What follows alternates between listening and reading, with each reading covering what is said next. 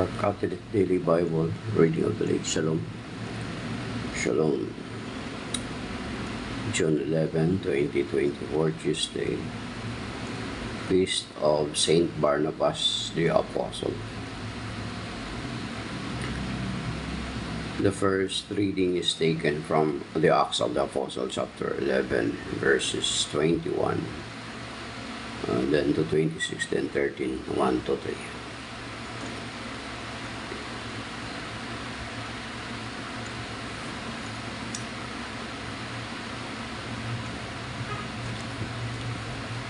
The hand of the Lord was with them, and a great number who believed turned to the Lord. The news about them reached the ears of the church in Jerusalem, and they sent Barnabas to go to Antioch. When he arrived and saw the grace of God, he rejoiced and encouraged them all to remain faithful to the Lord in firmness of heart. For he was a good man, filled with the Holy Spirit and faith, and a large number of people was added to the Lord. Then he went to Tarsus to look for Saul. And when he had found him, he brought him to Antioch. For a whole year they met with the church and taught a large number of people. And it was in Antioch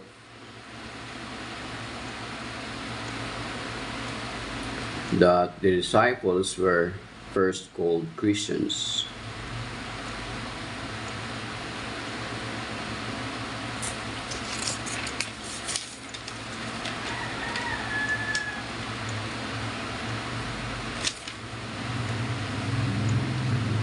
Now there were in the church at Antioch prophets and teachers: Barnabas, Simeon, who was called Niger, Lucius of Cyrene, Manaen, who was a close friend of Hubero the Tetrarch, and Saul. While they were worshiping the Lord and fasting, the Holy Spirit said, "Set apart for me Barnabas and Saul for the work to which I have called them." Then, completing their fasting and prayer, they laid hands on them and sent them off. The word of the Lord. Thanks be to God. The responsorial psalm is taken from Psalm 98.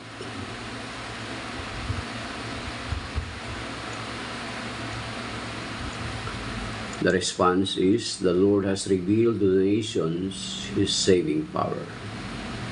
The Lord has revealed to the nations His saving power.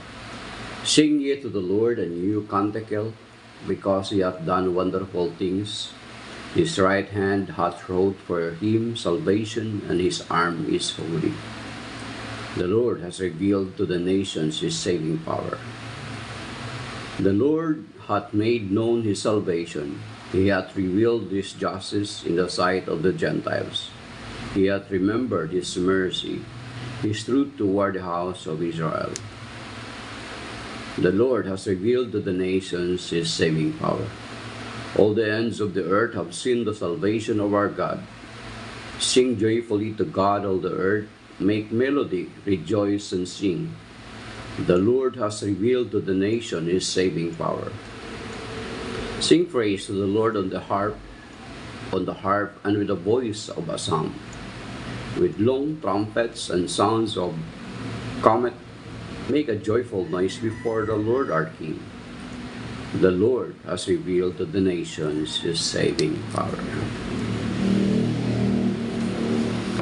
Alleluia, alleluia.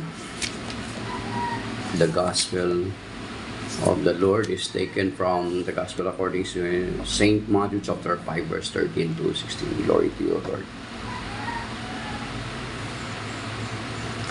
Alleluia, alleluia.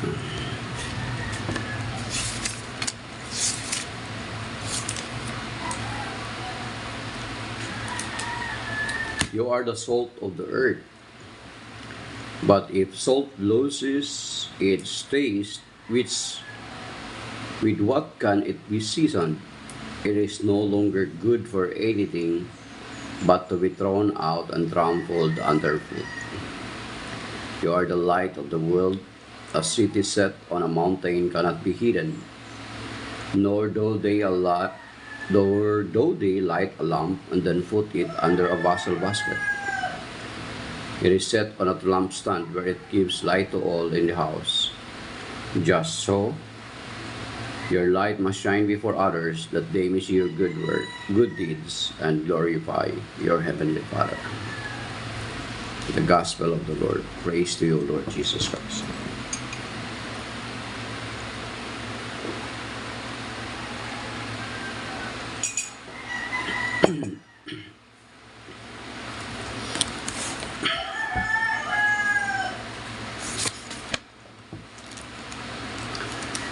Kung babalikan po natin ang first reading, nagbibigay po tayo ng ilang mga komentaryo dito sa first reading taken from the book of Acts of the Apostle, chapter 11, verses 21 to 26, then chapter 13, verse 1 to 3.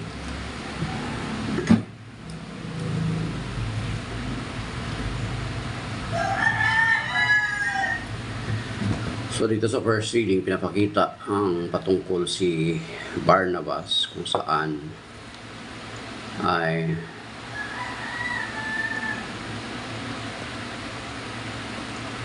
pinapakilala si Saint Barnabas na siyang isa sa mga apostol, maging apostol.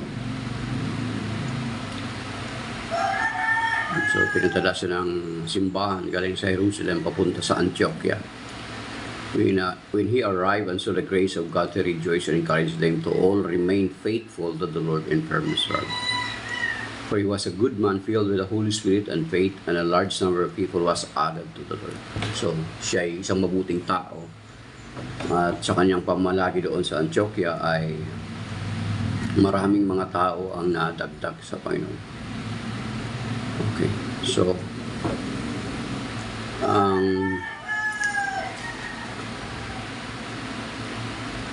ang pagsasaksi noon ng mga unang Kristiyano ay sa pamagitan ng kanilang pamumuhay.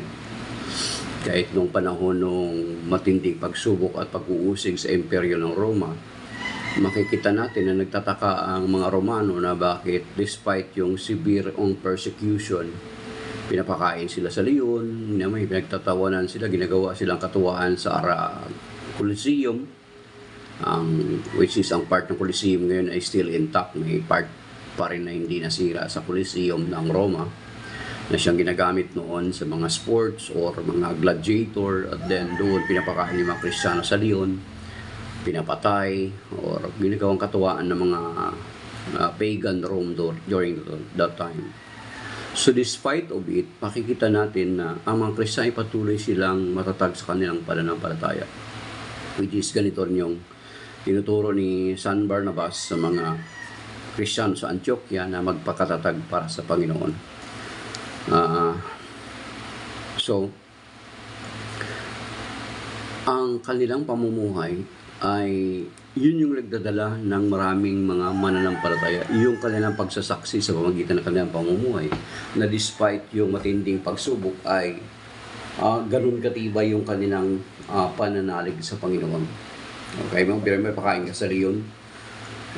Despite of it ay nananalig sila na pinagtitiwalaan nila ang pangako ng Panginoon sa Kristo, na bagamat mamamatay sila ay hindi nila ikinakatakot ang mamatay, sapagkat alam nila na ang buhay dito sa lupa ay pansamantala lang. Alam nila kahit si Haring David, kanilang ninuno ng mga Hudyo, ay kinikilala ni Haring David na ang buhay dito sa lupa ay pansamantala lamang. So, yun yung sinabi ni King David sa kanyang prayer doon sa 1 Chronicle chapter 29 verse 15. So, most possibly, alam ito ng mga Hudyo. Itong sinasabi sa 1 Chronicle chapter 29 verse 15. So, bakit sila matakot? Bakit sila mangamba? Especially na pinangakuan, alam nila na pinangakuan sila ng Panginoon at ito'y iniaral din sa kanila ng mga alagad ng mga unang apostol. Sabi nga dito ni King David sa 1 Chronicle chapter 29 verse 15, "For we stand before you as aliens, we are only your guests. We are only your guests like all our fathers. Our life on earth is like a shadow that does not abide." So, you see, yun ang sinasabi ni King David. Kaya itong mga Christian, itong mga mananampalataya, despite of severe persecution na nangyari sa kanila, is patuloy silang tumatag. At ito yung naging dahilan na naging furious yung mga hindi sumasampalataya.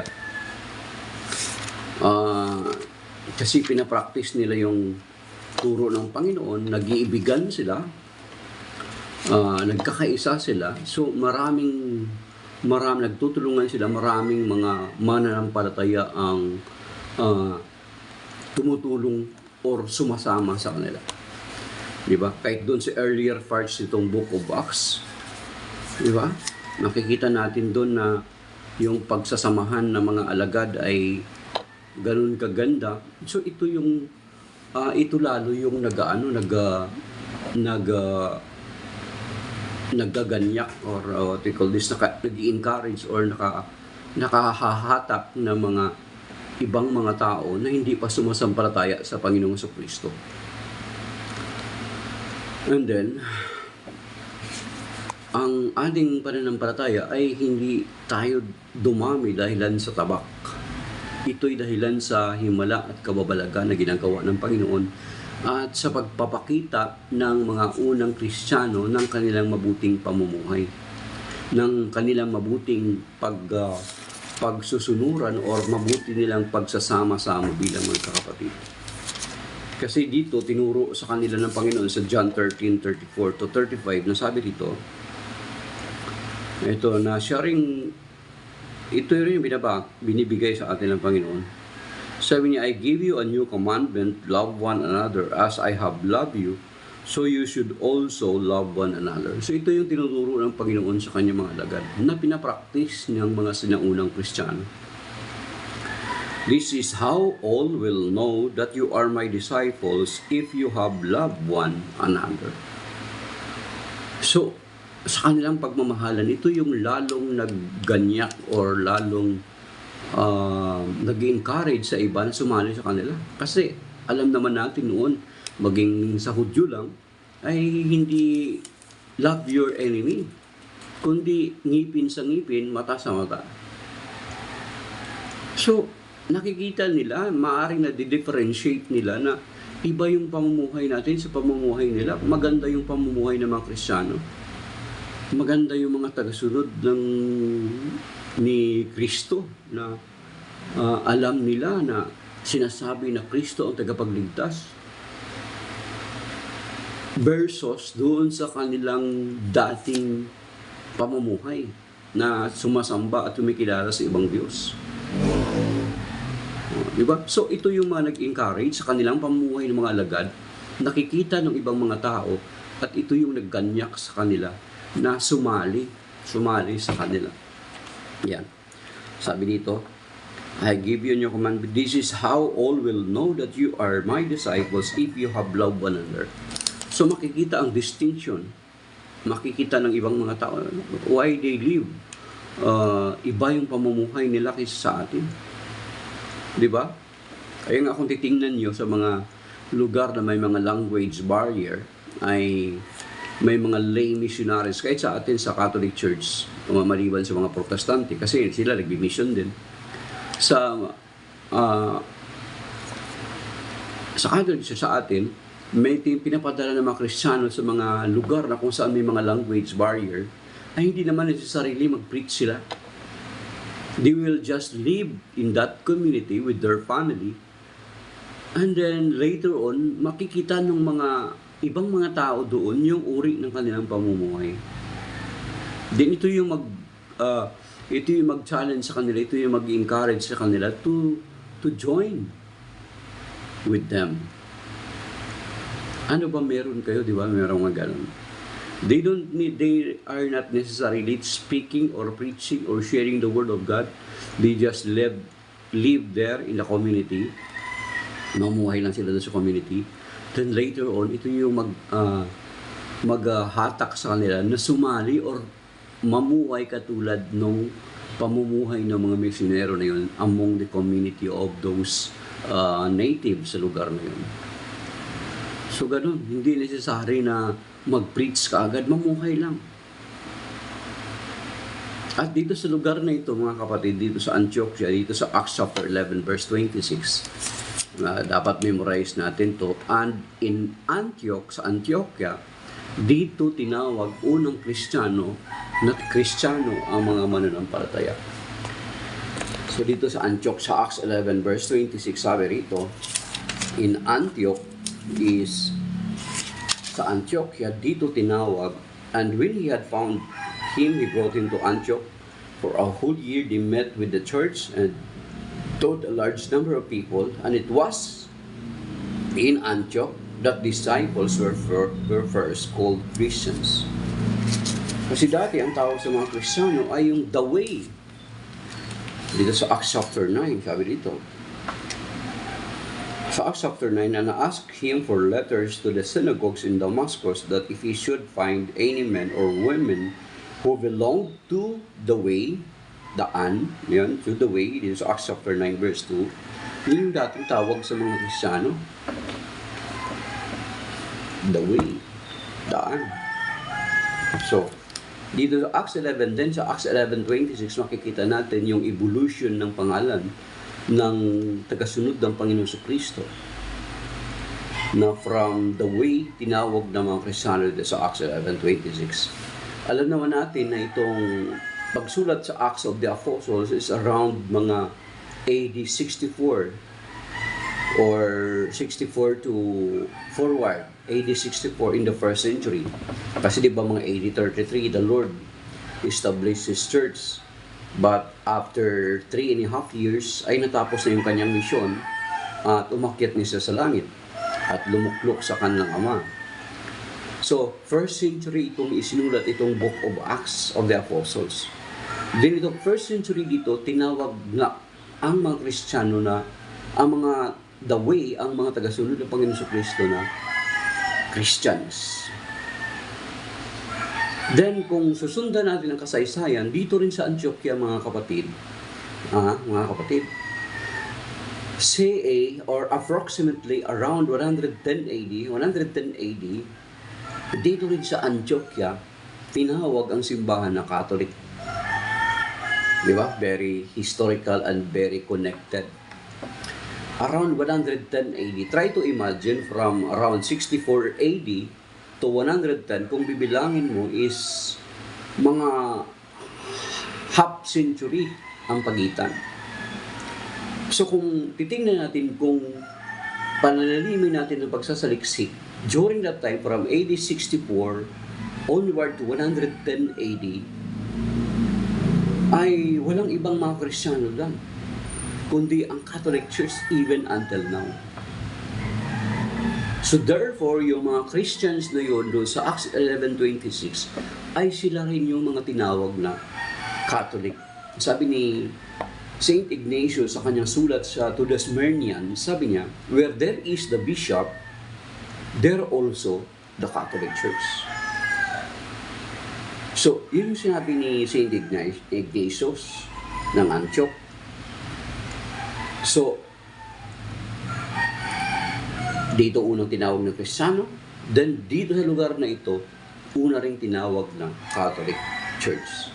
Where there is the bishop, there also the Catholic Church.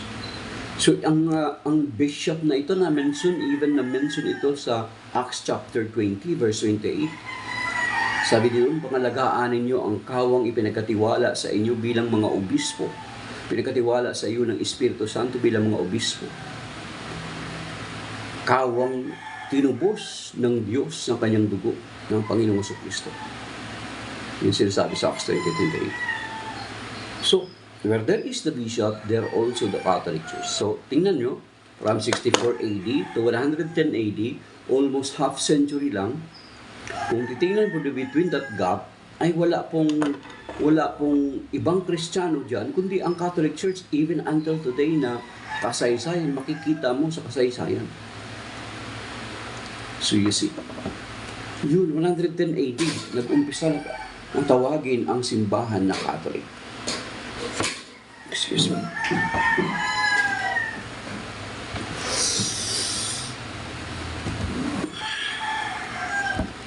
Then, sabi rito, sa Acts 13, kasi jump sa 13. Now there were in the church at Antioch province of teachers, Barnabas, Simeon was called Niger, Lucius and Cyrene. Manaen was a close friend of Herod the Tetrarch and Saul. While they were worshiping the Lord and fasting, the Holy Spirit said, "Set apart for me Barnabas and Saul for the work to which I have called them." Then, completing their fasting and prayer, they laid hands on them and sent them off. So dito sa Acts 13 verse 2 ay habang sila ay nag-prayer and fasting, nagsalita ang Espiritu Santo. So, kung paniniwalaan natin ang itinuturo itong mga hindi kumikilala sa Holy Trinity, the three divine person in one God, makikita natin dito na ang Espiritu Santo ay nagsalita. Kung siya ay kapangyarihan lamang, kung siya ay puwersa lamang, and He is not an individual, He is not a person, papaano ang isang kapangyarihan makapagsasalita at magtuturo na sinasabi niya, the Holy Spirit said, "Set apart for me Barnabas and Saul for the work which I have called them." So very specific. Hindi ang Panginoong Jesucristo ang nagsalita, kundi ang Espiritu Santo. Which is, kung babalikan natin, ang Espiritu Santo na pinangako ng Panginoon doon sa John chapter 15 hanggang 16, na siya na ngayong itong nangungusap sa mga alagad. Sabi niya, "Set apart for me Barnabas and Saul for the work to which I have called them." Yan. So, ibig sabihin, the early church, the early Christians ay sumasampalataya sa three divine person. Kasi sinabi naman yan ng Panginoon doon sa Matthew 28:19, di ba? "Go therefore to all nations and teach all nations, baptizing them in the name of the Father, and of the Son, and of the Holy Spirit." So you see, maging dito sa Acts chapter 13, verse 30, sinasabi palagi ito, actually sa banal na misa, lagi itong binabanggit sa prayer ito, yung prayer ng sa final blessings. Sabi dito,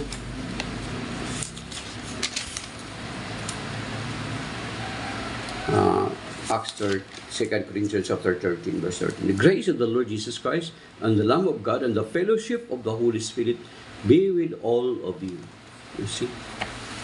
So, ibig sabihin, kung kapangyarihan lang at pwersa ang Espiritu Santo, hindi siya makapagsasalita at hindi siya makapagtuturo.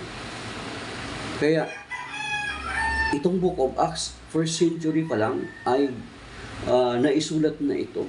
Ibig sabihin, pinapakita na unang siglo pa lang, ang pananampalataya na kanilang natanggap sa Panginoon ay kumikilala ang mga sinaunang Kristiyano sa banal na Santatlo, to the Holy Trinity. Three divine person, one God in three divine person. Kasi kung kapangyarihan ng Espiritu Santo, di ba, inuulit-ulit natin, or puwersa lang siya, hindi siya maaaring makapagsalita, hindi siya maaaring makapagturo. Yan. So, ganun mga kapatid. Yan yung sa first reading na makikita natin. Na because of their lives, ay nakaakay sila ng maraming mga tao patungo sa Panginoon. And in Antioch, where first called Christians, ay doon din sa Antioquia, ilang taon lamang o kalahating siglo lang, almost half century, doon din tinawag sa Antioquia na ang mananampalataya ay Katoliko. Catholic Church. Where there is the bishop, there also the Catholic Church. Dito sa Gospel ngayon, sa Matthew chapter 5, very famous to. Very famous to kayo. Sa atin sa Catholic Church, hindi ko lang alam kung famous sa atin. Doon sa first reading, maraming naakay sila sa Panginoon. Because of their lives and because of sharing the Word of God to the people. But most of all, na katulad ng binanggit ko, na marami silang naakay, hindi dun sa kanilang pag-preach lamang, kundi sa paraan ng kanilang pamumuhay. Kaya nga dito sa Matthew chapter 5, related ito sa first reading, dun sa Acts 11:21-26, then Acts 13:1-3. Sabi dito sa Matthew 5:13-16, "You are the salt of the earth, but if salt loses its taste, with what can it be seasoned? It is no longer good for anything but to thrown out and trampled underfoot." So kung titingnan natin ang konteksto, ibig sabihin na ang asin sa kanila, as I heard it before, ang asin sa kanila ay hindi katulad ng asin sa atin, di ba? Parang maliliit na grain yung asin sa atin. Sa kanila, ang asin daw nila ay buo-buo. So, kung wala ng alat ang asin, ay itatapon na lang at apakapakan. Magiging bahagi ka na lang doon uli sa lupa kasi wala ka ng silbi. Ano ba ang rule ng asin? Diba alam naman natin, nakakain na tayo ng pagkain na walang asin at parang ayaw mong kumain. Kung ang kanin ay walang asin, kakainin mo lang purely kanin lang, di ba? Parang kung walang ulam, kung asin lang okay na, lalo na kapag mainit pa ang ulam, ang kanin. So kung walang asin, di ba? Parang walang kalasa-lasa yung pagkain. So ano ibig sabihin nito mga kapatid? Na tayo ng mga Kristiyano, tayo ng mga mananampalataya ay dapat magtaglay ng katangian ng asin. Na magbibigay tayo ng kasiyahan, magbibigay tayo ng kagalakan, magbibigay tayo ng alat. Ang purpose pa ng asin is nag-preserve. Diba? Kapag may asin ang isda, yung tinatawag na buro, i-kuwan siya sa asin, i-baon siya sa asin. Lalo na nung mga panahon na wala namang refrigerator. Diba? Sa mga lugar na katulad natin, mga mainit, unlike sa mga North Pole, South Pole, magawa sila ng refrigerator nila doon sa mga sa mga yelo sa labas. So, yung asin can be used as preservatives.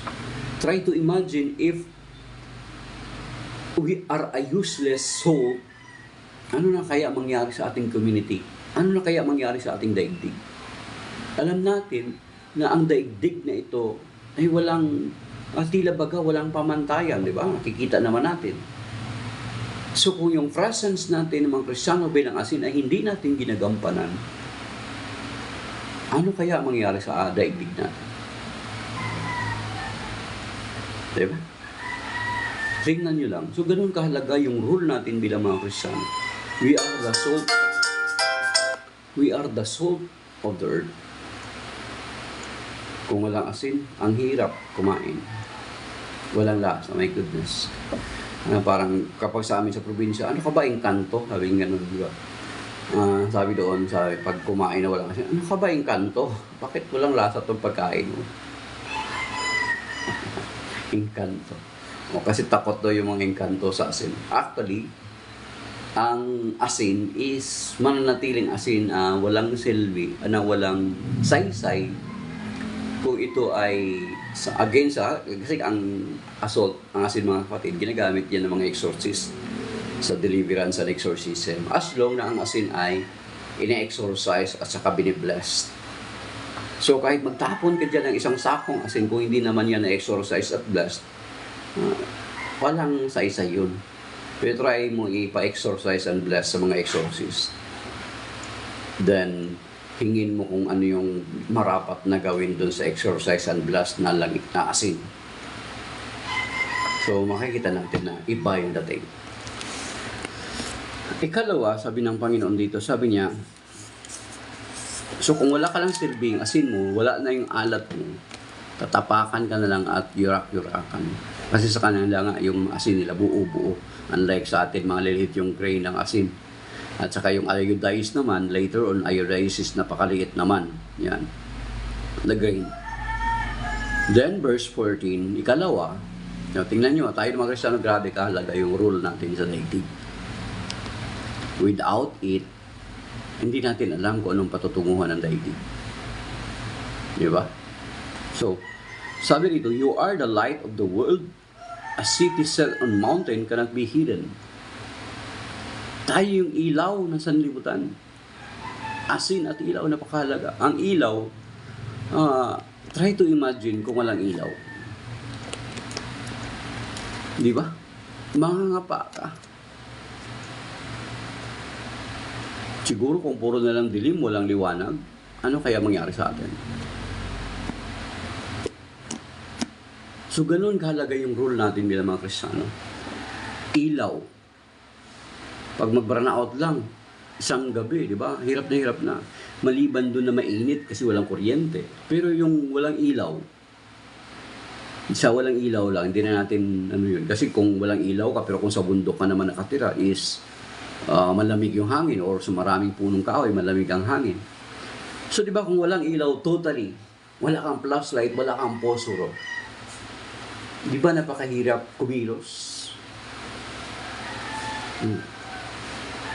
Wala kang, matitisod ka, baka malaglag ka kung saan. So, yun yung rule natin. Liwanag, tayo na makisa ay liwanag. You are, sabi dito sa Matthew 5:13-14, ang una, salt of the earth. Ang ikalawa, light of the world. You are the light of the world. Sabihin natin, bakit? Ang Panginoong Kristo salita dito, Pero una, makikita natin, na una na sinabi ng Panginoon sa John chapter 8 verse 12, na sabi niya, I am the light of the world while I am in the world. So siya yung ilaw noong dumating siya sa sanlibutan. Pero wala na siya, tayo na yung inaatasan na maging ilaw sa sanlibutan. Bakit? Kasi tinanggap natin ang Panginoon sa buhay natin. So ibig sabihin, yung ilaw na nasa Panginoon ay nagra-radiate sa paligid natin, supposed to be. Parang katulad ng araw at buwan. Ang buwan, hindi naman talaga siya, wala naman talaga siyang sariling ilaw. Pero, yung ilaw na yun ng araw ay yun yung binabato rin ng buwan sa na ilaw na galing sa araw, at yun din yung binabato na ilaw ng buwan. Parang katulad din sa atin. Sabi ng Panginoon sa John 8:12, I am the light of the world. Pero pagdating dito sa Matthew 5:14 is, sabi niya, you are the light of the world. Tayo na yung inaatasan ng Panginoon na maging ilaw sa sanlibutan. Kasi bakit? Nasa atin yung Panginoon. Nasa atin yung salita ng Panginoon. Diba? Sa Psalm 119 verse 105, Thy word is a light unto my path. Thy word is a lamp unto my feet and a light unto my path. So since nataglay-taglay natin yan, tayo niraradiate natin or in-expel natin or ipinapaliwanag natin yung ilaw ng Panginoong Kristo. So, ganun kahalaga yung rule natin.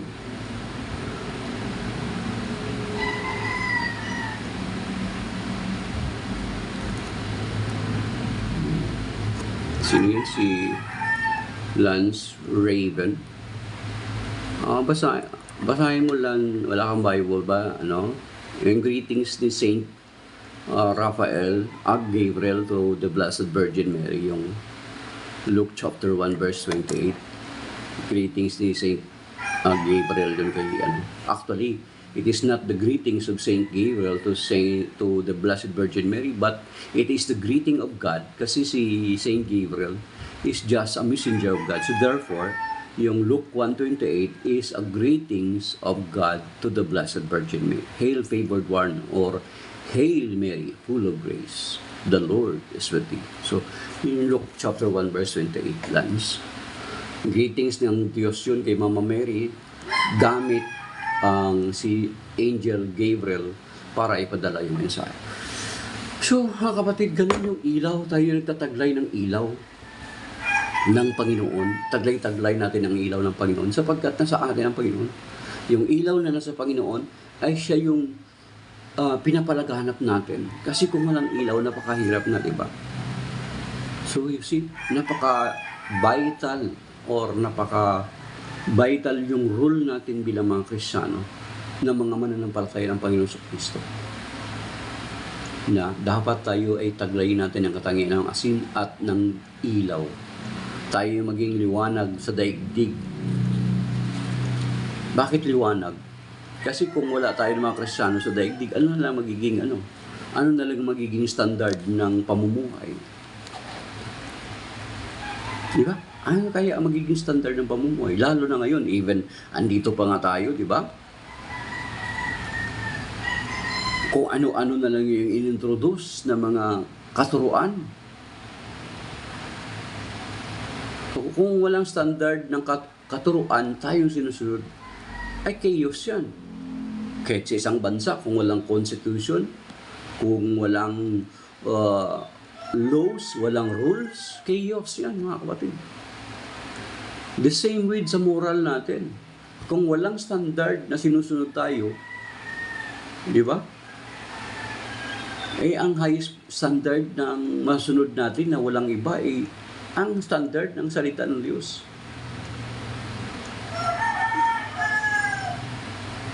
Versus dun sa standard na ini-introduce ng mundo. Kaya nga, ang sabi sa Romans chapter 12, verse 1 to 2, sabi niya, do not conform any longer to the pattern of this world, but be transformed by the renewing of your mind. Yun daw yung kalugod-lugod na may aalay natin sa Panginoon. Then sa verse 16, sabi niya nga, dapat memorize din natin to. Kaya nga sa King James Version, sabi doon sa King James, let your light so shine before men, that they may see your good works and give glory to your Father in heaven. Ipakita natin yung mabuti nating mga gawa sa mga tao upang papurihan, maparangalan ang pangalan ng Diyos. So you see, doon sa first reading kanina, because of their mabuting pamumuhay, marami silang naakay. At pinangahawakan natin yung pangako ng Panginoon sa Daniel chapter 12 verse 3 na kapag nakaakay ka ng mga kaluluwa patungo sa Diyos ay balang araw ay magniningning ka na parang isang talang nagniningning sa kalangitan. Sa Daniel chapter 12 verse 3 sabi dito. Sa inyo, Daniel po, buksan niyo po sa Bible. Daniel chapter 12 verse 3.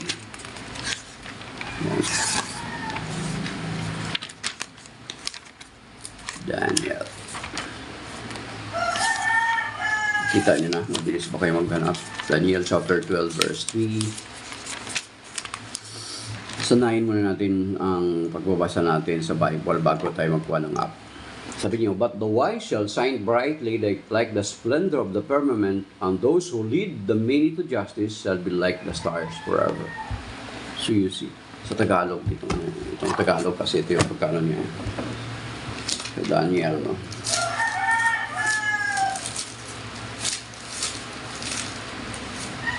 Daniel 12:3. Sabi rito, at yaong may pagkaunawa at umakay sa marami tungo sa kabutihan ay magniningning na parang tala sa kalangitan magpakailanman. So you see, kung makaakay tayo ng mga kaluluwa patungo sa Panginoon ay para tayong mga tala magniningning balang araw na para magniningning tala sa kalangitan. So ano yung pipiliin natin? Magiging taga-akay or maging stumbling block?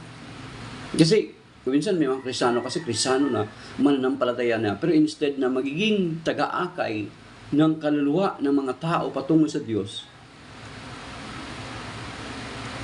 dahilan dun sa kanilang pamumuhay, hindi nila pinapaliwanag yung liwanag na meron sa kanila, instead na nakakaakay sila ng mga tao, nakakaakay tayo ng mga tao patungo sa Panginoon, ay natataboy ang mga tao dahilan dun sa pamumuhay natin, palayo sa Panginoon. So ano ang gusto natin? Yung nakakaakay tayo ng mga tao patungo sa Diyos dahilan sa liwanag natin? O, di ba sabi dito sa Ebanghelyo, dapat hindi natin ang liwanag ay hindi inilagay sa ilalim ng higaan, kundi ipinapatong siya para makita ng marami.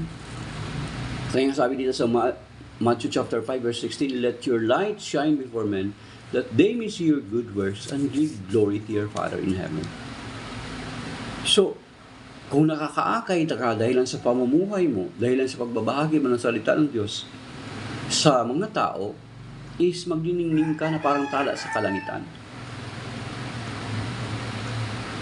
So, yun yung dapat piliin natin. Kaysa, kung ikaw ay magiging sanhi na instead na maakay mo ang mga tao papunta sa Panginoon, ay napapalayo sila dahilan dun sa uri ng pamumuhay mo, dahilan dun sa uri ng ugali mo. Ano sabi dito sa Matthew chapter 18? May sinabi dito sa Matthew 18, balik hanapin natin.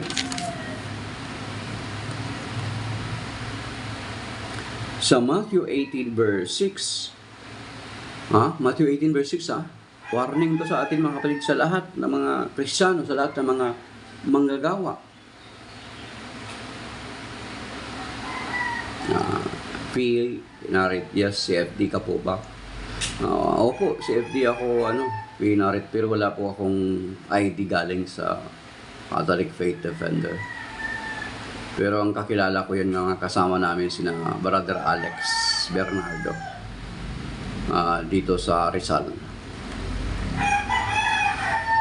Okay, mabuhay mga CFD. O katatapos lang ng CFD National Convention. The last other day nung June 9, nag-broadcast ako. Ang cover ko is yung 47th Annual Convention, yung green screen.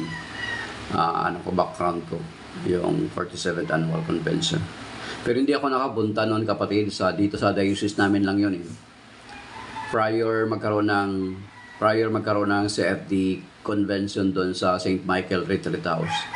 Doon din kami nag-recollection ng mga extraordinary ministers of the Holy Communion sa parokya namin. So, then, kasunod na linggo, yun yung ikasunod na linggo, June 8 and 9, doon nagkaroon ng NatCon. Pero hindi ako naka-attend, kapatid, kasi meron kaming Paris Renewal Experience or PREX. So, ang ganda kasi although 45 yung mga participants, ang dami, most of them are youth. So, hindi ko pwede iwanan kasi kami ng asawa ko ang chair couple ng FREX sa parokya namin. So, hindi namin pwede iwanan. Napakahalaga din kasi yun kasi na kailangan mo talagang tutukon. Kasi yun din na ay pag-aakay din ng mga kaluluwa pabalik sa Panginoon. So, kung CFD ka, try mo rin na umattend din muna ng FREX. Basic lang yun, kapatid, but maganda yun. Mag-attend muna tayo ng FREX then Basic Bible Seminar yun, ganun. Dapat ma-attend natin yun. Para dagdag kaalaman sa atin. So, hindi ako nakapunta ng NatCon, although napakalapit lang sa amin. So, dito sa Matthew chapter 18, kung tayo ng mga mananampalataya ay nagiging stumbling block or naging sanhi, instead na tayo mag-aakay ng mga tao pabalik sa Panginoon or palapit sa Panginoon, kasi dapat daw paliwanagin natin yung ating ilaw. Ibig sabihin ng ilaw is yung ating mabuting gawa, yung pag-witnessing natin. Actually, yung pag-witnessing is not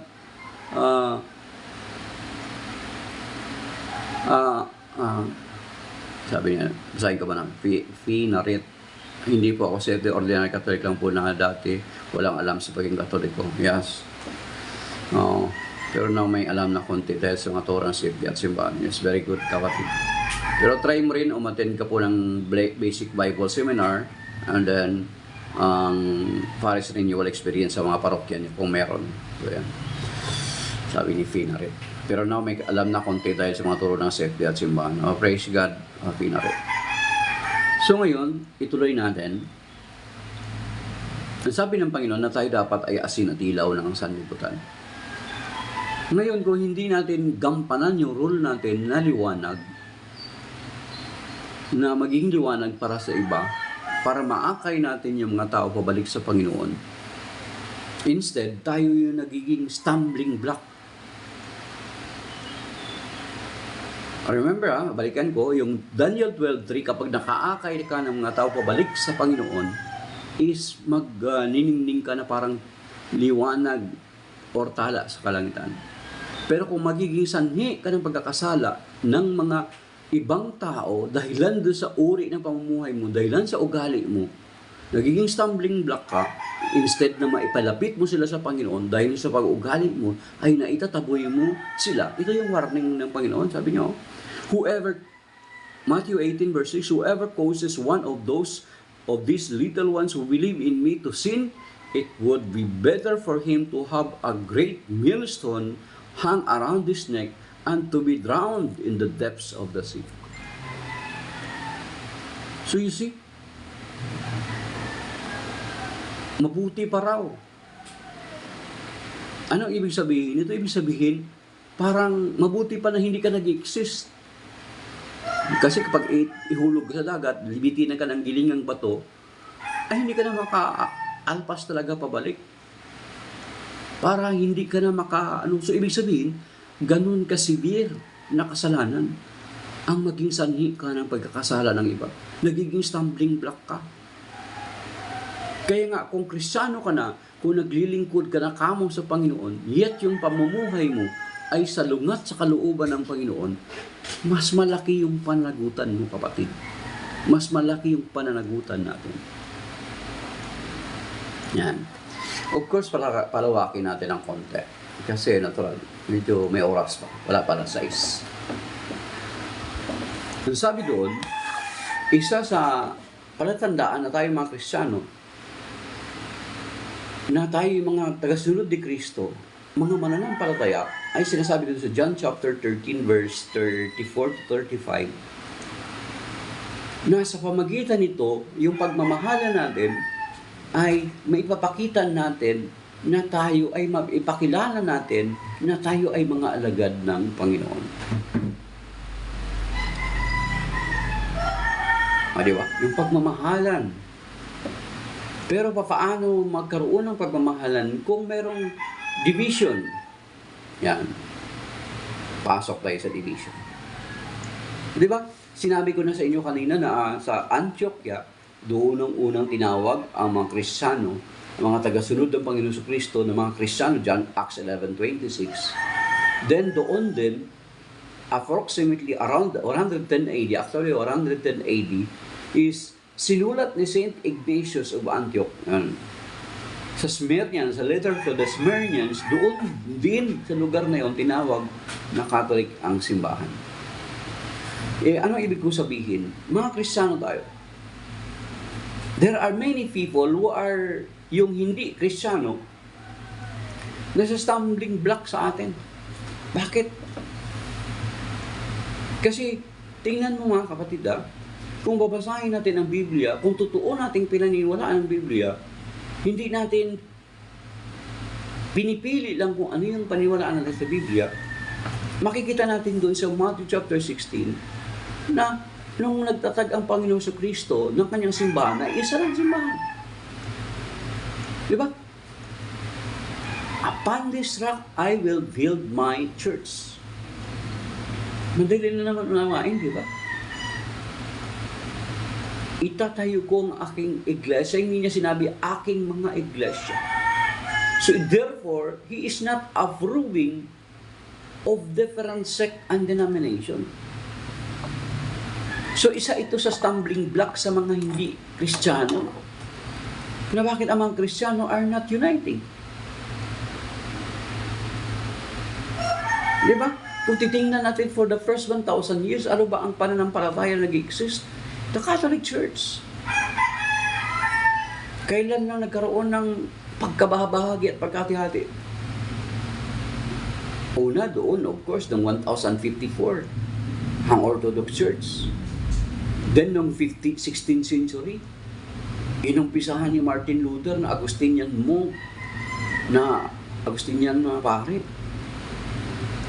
Then, after Martin Luther, na doon na dumami until sa kasalukuyan. Kaya kung minsan yung testimony natin bilang ilaw ng sanlibutan is sira. Hindi binaniniwala ng ibang mga sekta, ng ibang mga hindi Kristiyano. Because sa ating mga Kristiyano na hindi nagkakaisa. Whereas, sa Biblia, the Lord has established a church, not churches. Kaya nga, kung mapasahin natin John 10:16, di ba? John chapter 10, verse 16. Yun din yung sinasabi. Sabi niya, I have other sheep that is not inside of this fold, but I also take care for them, so that there will be one flock and one shepherd. Nais ng Panginoon na magkaroon lamang ng isang kawan at isang pastor. Hindi ngayon na maraming nagpapakilala ng mga pastor, maraming mga nagpapakilala ng sugo, maraming nagpapakilala ng mga propeta, maraming nagpapakilala na sila ay binigyan ng kapangyarihan ng Panginoon. Whereas, kung babalikan natin ang Biblia, ay nagsugo ang Panginoon sa kanyang mga lagay sa Matthew 28, di ba? Of course, hindi na muli magsusugo ang Panginoon pa. Ang pagsusugo ay magmumula sa mga isinugo ng Panginoon. Kasi sa kanila ibinigay yung authority. Kaya nga kung titingnan mo, from the first century until now, yung line of succession, yung apostolic succession, tayo lang sa Catholic Church may unbroken link na nakaugnay sa mga apostol. The rest, wala mga kapatid. Kung titingnan natin, tanungin natin sila kung paano sila sinugo ng Panginoon, ay hindi po nila yan mapapatunayan. Yes, makapag-claim sila ng verses sa Bible, pero kung scrutinize mo deeply, hindi po sila papasa doon. Hindi yun po mapatungkol sa kanila. So isa yan, na bilang mga mananampalataya ay magiging liwanag tayo sa daigdig sa pamagitan ng ating pamumuhay. Isa din John 13:35, na sa pamagitan daw nito ng giibigan tayo, nagkakaisa tayo, ay malalaman ng ibang mga tao na tayo tagasunod ni Kristo.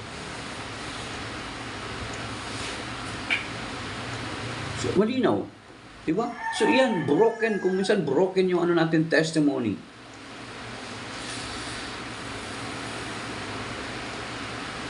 Kaya nga, kung totoo ka talagang nakikinig sa Panginoon, yung sa John 17, panalangin niyo yun. Mabigat na panalangin yun. Hindi pwede na hindi niyo yan nakikita. Good morning sa Masenas. Diba, hindi natin pwede sabihin na hindi natin nakikita yun. So John 17, di ba? Ano yung prayer ni Lord John? It conforms or it affirms to Matthew 16:13 to 20. And then sa John chapter 10, verse 16. Ang sabi doon sa John 17, nanalangin ng Panginoon. Most possibly, hindi lamang doon sa mga present na mga alagad niya noong unang panahon, but He is praying for us kasi alam niya ang darating. Kasi di ba nahula niya nga noong 33 AD, naihula niya nga na masisira yung templo sa Jerusalem, yung wall sa Jerusalem. So ibig sabihin, nakita din ng Panginoon kasi He is all-knowing. Nung sabi ni San Pedro sa kanya, nung tinanong niya si San Pedro, di ba? Peter, do you love me? Yes, Lord. Then inulit niya hanggang 3 beses hanggang sa Saint Peter, yes, Lord, I know that you know that I love you because you know everything. Nalalaman mo ang lahat. Nagreklamo ba si Jesus? No, Peter. Only God knows everything. Hindi nagreklamo ang Panginoon.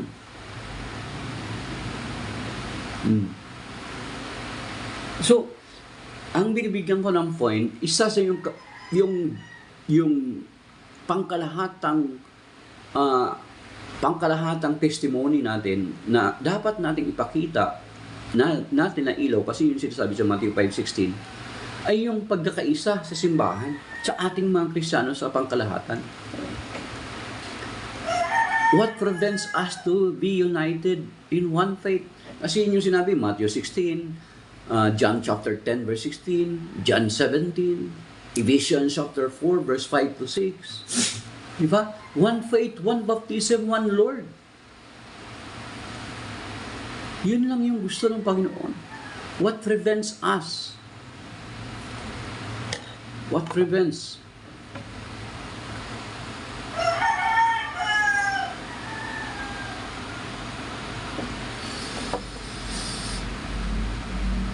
Ano yung nagpiprevent sa atin? Ano yung nagpiprevent sa atin sa pagkakaisa? Tanungin natin yung sarili natin. Is it really the will of the Lord? Diba? Na magtayo ka ng sekta mo? No. Hindi approve ng Lord yan, or else kukontra yun sa salita ng Panginoon, kukontra yun sa panalangin niya. Hindi mo rin pwede, blasphemy yun. Ginagamit mo ang Espiritu Santo. Ito inspired ako ni Lord, nagtayo ako ng sekta ko. Blasphemy yan.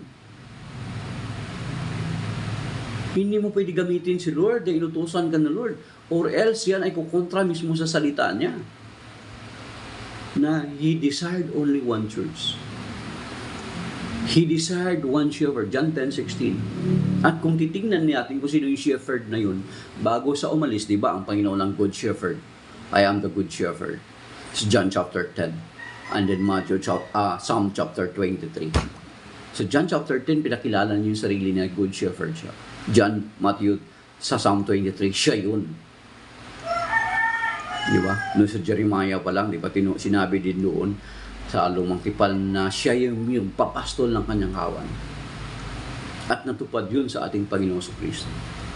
And then, bago umakyat ang Panginoong Kristo sa langit, napakalinaw mga kapatid, at hindi natin pwede tanggihan na sabi niya sa John 10:16, maging isa ang kawan at isa ang pastol.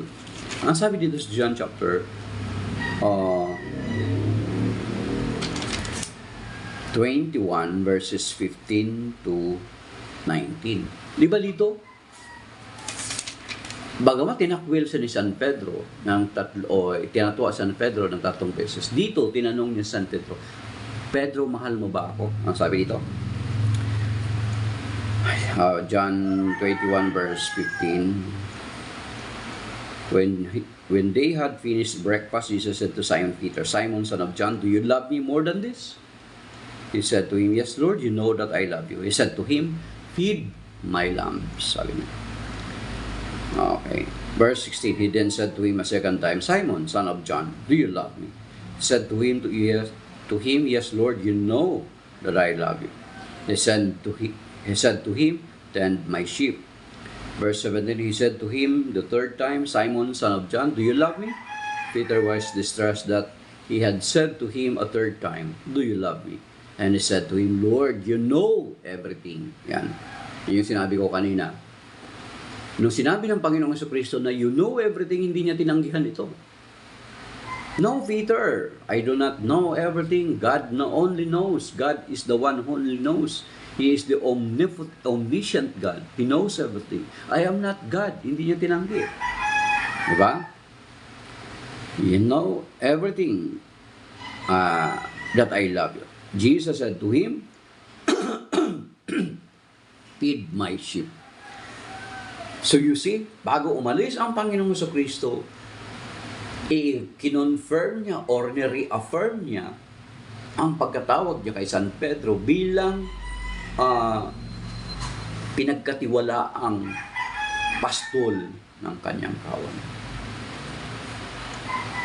So then why protest?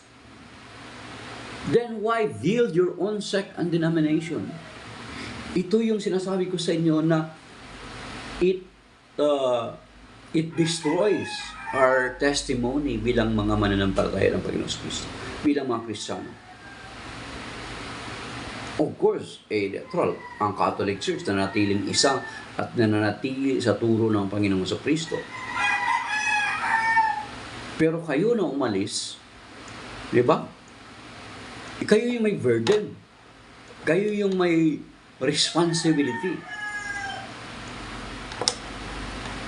Hindi rin naman ninyo pwede sabihin, kaya naman ako nagtayo ng sarili kong sekta kasi ang Catholic Church ganito kasi, ganito, ganyan. Hindi ganun. Di ba? Pinifreach ninyo sa Hebrews chapter 12, looking unto Jesus. Then look to Jesus. Hindi dun sa pagkakamali ng mga leader ng simbahan. And pray for it. Oh. Hindi. Ganyan ba talaga yun? Iyan ba yung motibo mo? Bakit ka nagtayo ng sariling sekta mo? Para maligtas ang tao? Or maligtas mo yung sarili mo? Yun, isa din yung susuriin natin, mga kapatid. Kasi hindi approved ng Panginoon itong pagkanya-kanya na yan, pagkabakabakagi. Hindi yan gawa ng Panginoon. Malinaw naman yan, memorize yan, di ba? Sa Galatians 5:19 to 20. Na yan ay gawa ng laman, gawa ng diablo, gawa ng kalaban ng Diyos. Sa John chapter 10 verse 10, di ba? Alam niyo yan, na parito o magnanakaw, upang magnakaw, magwasak at pumatay. So, winawasak niya yung simbahan, ini-inspired ka niya, pinapakinggan mo siya, din umalis ka sa simbahan, nagtayo ka ng sarili mong sekta, at sinasabi mo, ikaw yung totoo. Di ba? So, yan yung mga testimony, o yan yung pagpapakita ng ilaw natin bilang kabuuan, bilang simbahan. Ano ba sinasabi sa Psalm 127 verse 1? Psalm 127 verse 1, mabigat ito mga kapatid. Alam ko nababasa ito ng mga pastor, nababasa ito ng mga ibang mga sekta, pero nagpapatuloy pa rin sila sa pagiging matigas ang ulo. Sabi dito, unless the Lord build the house, they labor in vain who build. Unless the Lord guard the city, in vain does the guard keep watch. So you see, maliban na ang Diyos ang nagtayo ng isang bahay, ay walang kabuluhan yaong itinayo ng isang tao. Unless the Lord build a house. So makita naman natin na itong house na ito ay tumutukoy sa simbahan na sinasabi dun sa Matthew 16:13 to 20. Di ba? Dun sa 1 Timothy 3:15, ang tinutukoy na house ay ang sambahayan ng Diyos, the pillar and foundation of the truth, the church. So 1 Timothy chapter 3 verse 15. Diba? Ito yung sinasabi sa 1 Timothy 3:15. Buksan niyo po sa Bible niyo. But if I should be delayed, you should know how to behave in the household of God, which is the church of the living God, the pillar and foundation of truth. Ito yung church ng Panginoon. Hindi ito tumutukoy sa kay Soriano or sino mang nag-claim ng title na Church of God at pinarehistro sa Securities and Exchange Commission. Sinulat ito ni St. Paul kay Timothy noong unang siglo. At kung susuriin natin, yung mga nag-aangkin ng verse na ito, ay wala pa nung panahon na yon.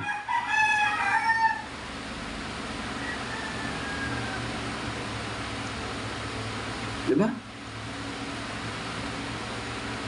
Wala pa yung mga umaangkin ng panahon na yun.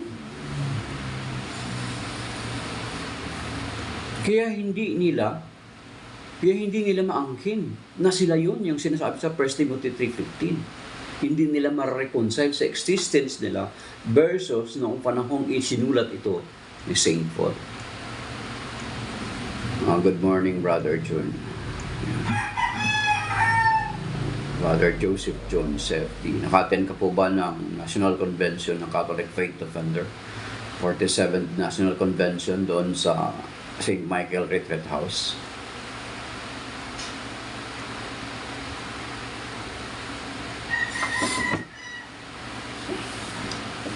Isa siyang Paul, hindi niya nakilala ang Panginoong Kristo personally or na-meet ang Panginoong Kristo personally.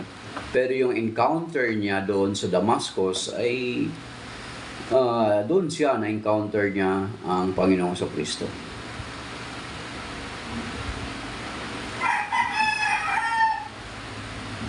Brother Joseph John, yan, binabati ka ni Sam Asenas. Makakilala po ba kayo? So hindi niya, isa siyang, hindi niya nakita, wala ang Panginoong Kristo, wala si Saint Paul noong panahon na yun na tinawag niya yung kanyang mga alagad. But he was called by the Lord doon sa road of Damascus.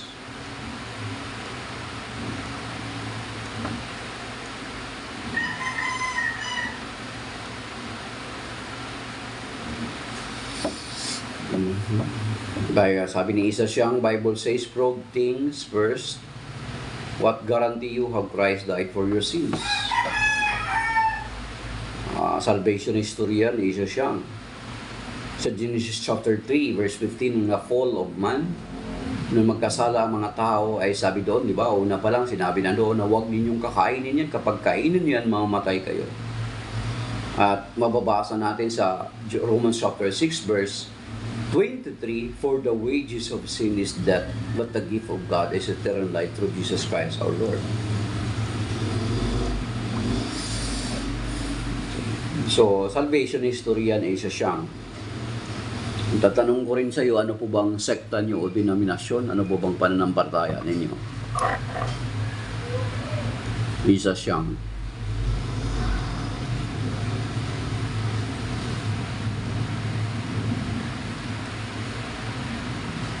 Tanongin naman kita, isa siyang. Kasi halo-halo na yung ni-raise mo. Kanina patungkol kay Saint Paul, ngayon si Saint Joseph naman, the carpenter. Hindi ko pwede susundan yung gusto mo lang. May certain topics ako kasi after this ay ipopost ko ito sa Facebook ko and then sa YouTube. Kahit walang nanonood pero pinupost ko doon.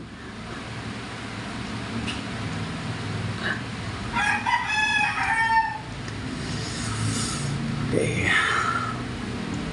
Kasi isa siyang, ano po ba yung sekta nyo at denominasyon?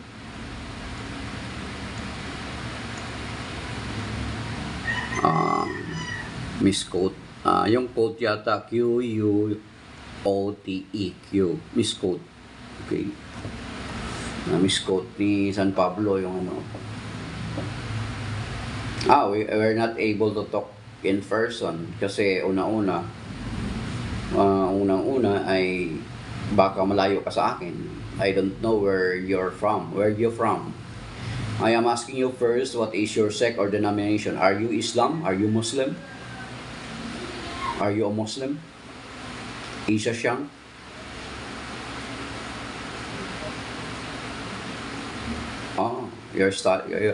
So you study biblical scholarship. I am in the Philippines. So ibig sabihin, yes, you are Islam. You are in a different level. Would you like? Can I recommend you someone to talk with you regarding those issues you are tackling, your issues you are raising? Can I recommend to you? Why not comment or invite? And I recommend to you because if you study by biblical scholarship, so therefore, I will not let myself to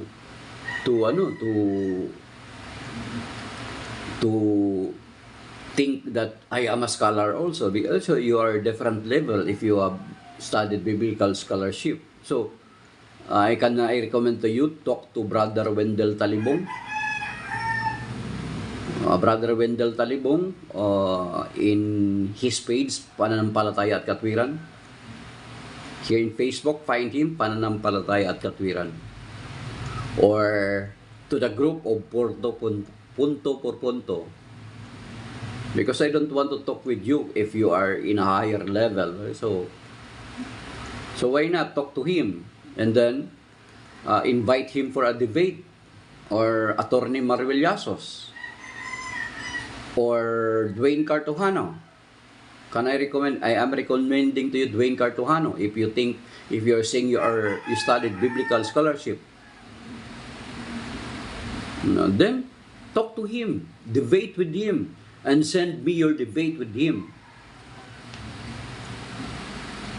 We have no taqiyya. In your Islam, you have taqiyya. In Catholic Church, we do not have. Because taqiyya is the work of the devil. John 8:44.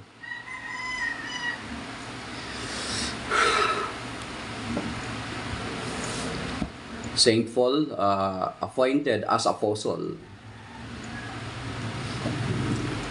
Appointed by as apostle by the Lord. Acts chapter 9.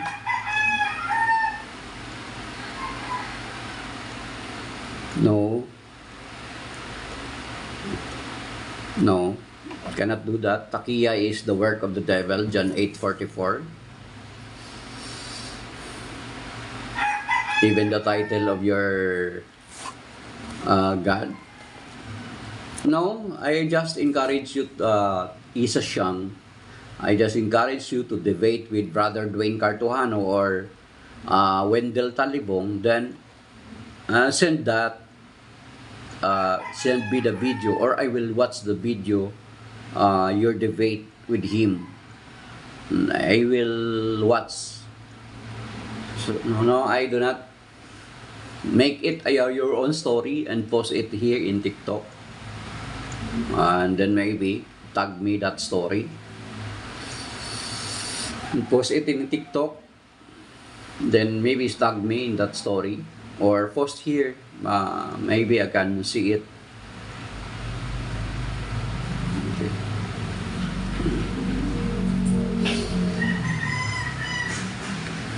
Why, if you are Islam, then you have to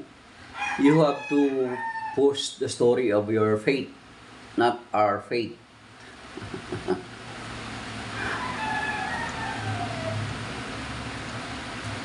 You can post a story, give a story, and then I will also show you a story.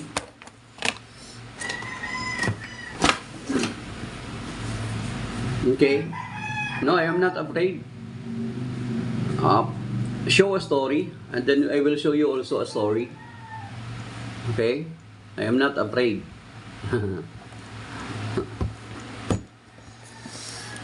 Okay. You're the one to tell a story. Then post that here in TikTok. Then so that many can watch, not only here. Okay. So maybe that is by now, mga kapatid. The Lord Jesus is telling us to be the light and salt of the earth. Okay. So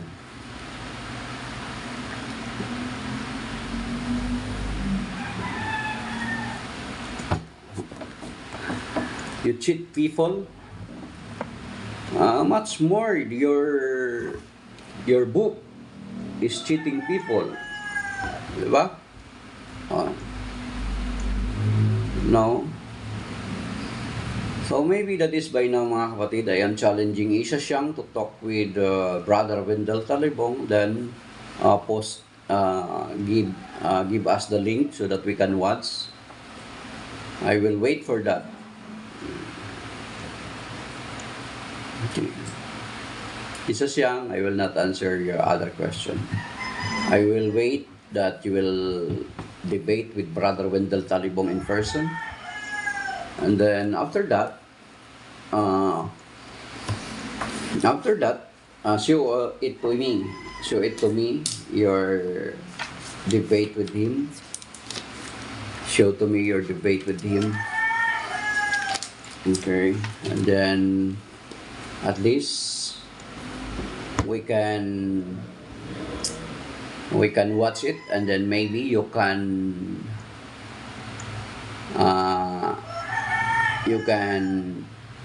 encourage more Catholics or more Christians to be Islam. Okay. Okay. So yan, Isa Siang. So, shalom mga kapatid, 6:16 na po. Maraming salamat sa ilang dumaan at nanood. Yung ambassador ba yun? The ambassador of Palestinian who will speak in the UN after he cursed the After he cursed the Israel, what happened to him? He just fell down on the floor immediately. Yes, God cursed a fan who lies. Amen. Yes, indeed, amen. Yung takiya is a form of lies under John chapter 8. Verse 44, and the title, one of the title of your God is a great deceiver. The great deceiver in Christianity is the devil. So that means you are under of it. Isa siya. So your curse is just like a bird of lies who do not it's just a curse that's just flying around.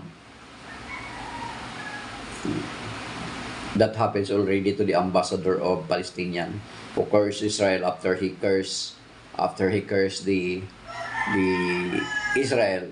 He fell down on the floor. Okay. So in Genesis chapter 15, it was the promise to Abraham, those who curse you, those who bless you, I will bless. Let us find it.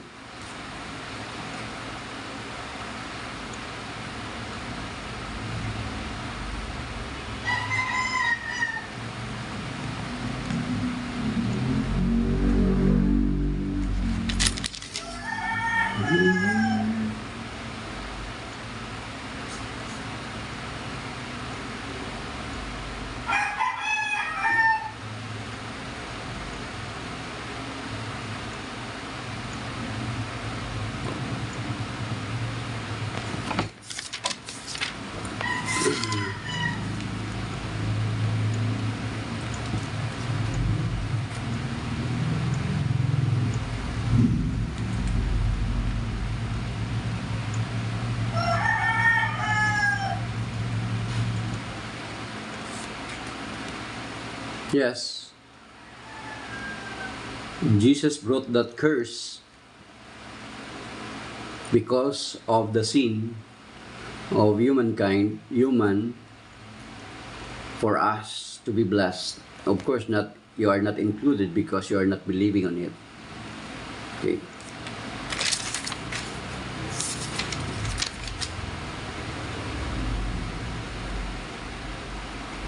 Genesis chapter 12 verse 3, a promise to Abraham, I will bless those who bless you and curse those who curse you. All the nations, all the communities of the earth shall find blessing in you.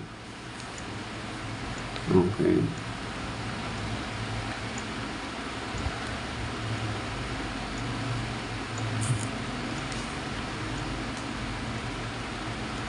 Genesis chapter 12 verse 3. So, take note of that. So therefore, your curse will back to you.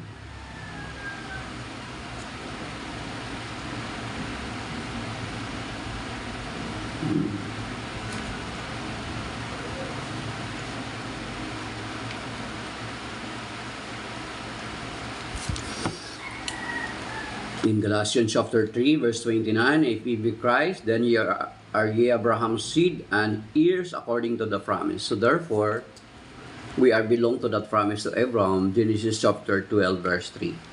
So you curse us, that curse returned to you. That happened to the ambassador of Palestinian who cursed Israel. After that, just a second, she fell down on the floor in front of the gathered UN representatives. Okay.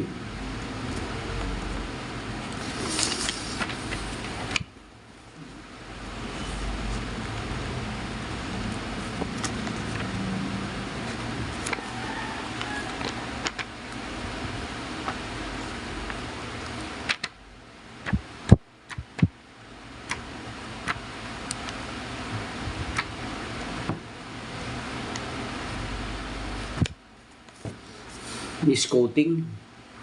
Misquoting, Quoting, not misquoting.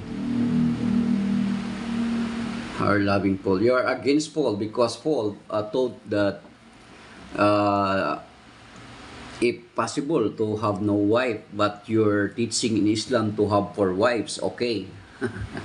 And to marry a 9-year-old, it's okay. That is why you're against Paul, because Saint Paul taught us or teaches us that Jesus is God. So that is why you're very against with Paul.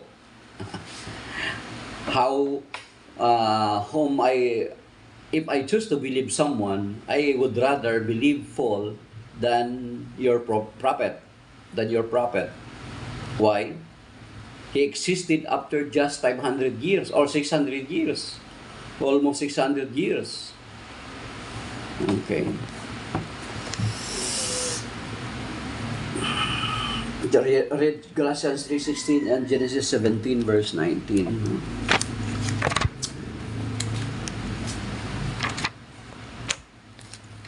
As I said, talk to Brother Wendell Taribong and rant that messages of yours, or to punto por punto.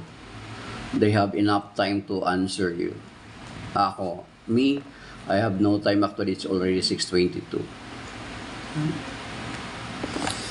Okay. Why I will believe your 600 years faith after the Christianity.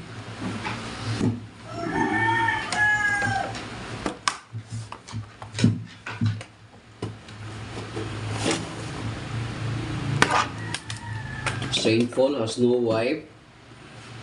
He didn't marry a 6-year-old kid.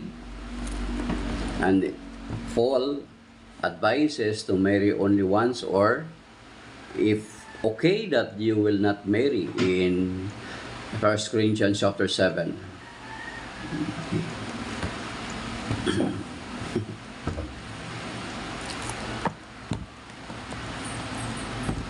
So, maybe that is by now. Isa siyang ang lahat na mga nakinig at dumaan at mga nag-likes. So, sinasabi ko siya, kay isa siyang na isang Muslim,